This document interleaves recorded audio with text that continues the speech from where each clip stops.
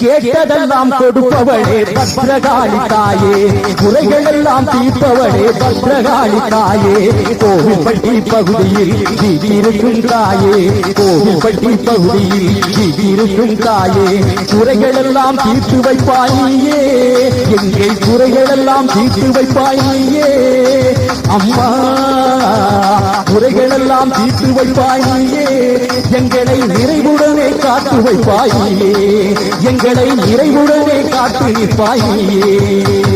கேட்டதெல்லாம் கொடுப்பவளே பத்ரகாளி தாயே, குறைகள் எல்லாம் தீர்ப்பவளே பத்ரகாளி தாயே.